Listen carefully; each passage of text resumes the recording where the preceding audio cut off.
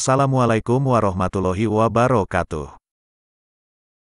Kisah Abu Dujanah merogoh mulut anaknya yang kelaparan membuat Rasulullah menangis.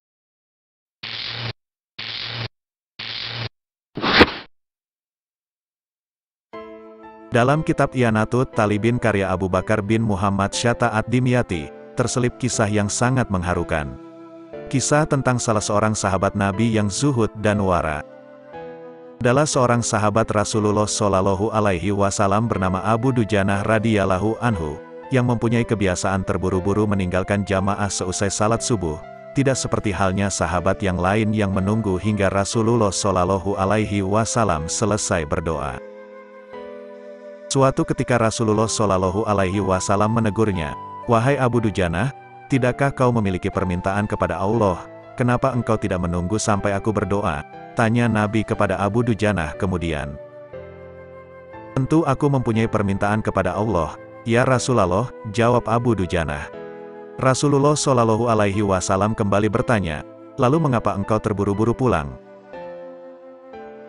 Mendengar pertanyaan Rasulullah, Abu Dujanah sempat kikuk dan merasa segan mengungkap apa sebenarnya yang telah ia alami. Namun karena yang bertanya adalah Nabi Allah Rasulullah Shallallahu Alaihi Wasallam, akhirnya ia pun menuturkan peristiwa yang menyebabkan ia terburu-buru pulang sesaat setelah salat. "Ya Rasulullah, bukannya aku tidak mau mendengarkan doamu, namun aku memiliki suatu alasan." "Apa alasanmu? Coba jelaskan," tanya Rasulullah. "Ya Rasulullah, aku ini memiliki anak kecil di rumah yang sedang lapar, tidak satupun makanan ada tersisa di rumahku." Abu Dujanah mencoba menjelaskan dengan menahan perasaan sedih. "Bahkan tidak jarang kami seharian hanya bisa menahan lapar," ungkap Abu Dujanah selanjutnya. Sambil menahan kesedihan, Abu Dujanah meneruskan ceritanya, "Dalam kondisi demikian, aku ini memiliki tetangga yang memiliki pohon kurma yang batangnya condong ke rumahku. Jika angin malam bertiup kencang, buah pohon kurma itu jatuh ke halaman rumahku." Rasulullah pun mendengarkan dengan seksama cerita Abu Dujanah. "Pernah suatu hari usai salat subuh, aku menunggu sampai mendengarkan engkau membacakan doa. Namun yang terjadi ketika aku sampai di rumah, aku lihat anakku sedang memungut kurma tetanggaku yang jatuh di halaman rumahku dan ia memakannya, karena kelaparan." Abu Dujanah menjelaskan di hadapan Rasulullah Shallallahu Alaihi Wasallam dan sahabat yang lain. "Melihat hal itu, segera aku keluarkan kurma itu dari mulutnya. Aku tidak mau anakku memakan yang bukan haknya. Aku katakan kepadanya, 'Nak, jangan kau permalukan ayahmu di akhirat nanti karena perbuatanmu ini. Ayah lebih suka engkau mati kelaparan daripada engkau hidup dengan memakan barang haram,' terangnya kemudian dengan tetap menahan rasa sedih. Mendengar kisah Abu Dujanah itu, Rasulullah Shallallahu Alaihi Wasallam dan para sahabat tak bisa menahan rasa haru yang menyelimuti.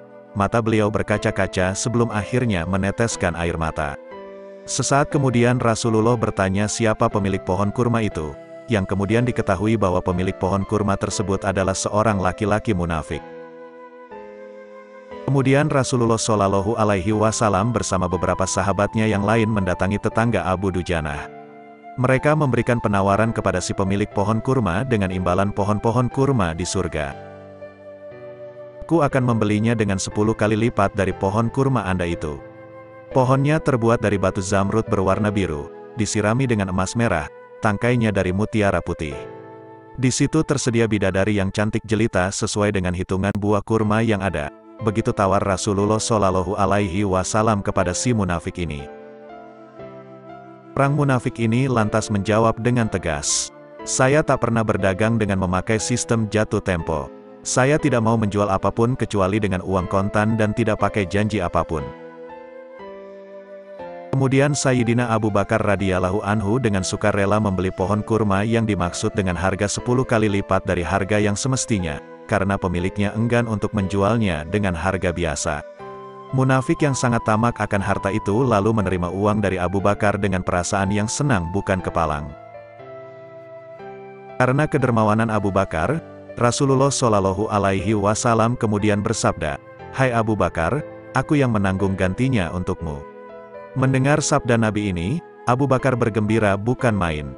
Begitu pula Abu Dujanah. Sedangkan si munafik berlalu. Ia berjalan mendatangi istrinya, lalu mengisahkan kisah yang baru saja terjadi. Aku telah mendapat untung banyak hari ini. Aku dapat uang senilai 10 pohon kurma. Padahal kurma yang aku jual itu masih tetap berada di pekarangan rumahku. Aku tetap yang akan memakannya lebih dahulu dan buah-buahnya pun tidak akan pernah aku berikan kepada tetangga kita itu sedikit pun, cerita si tetangga munafik ini kepada istrinya.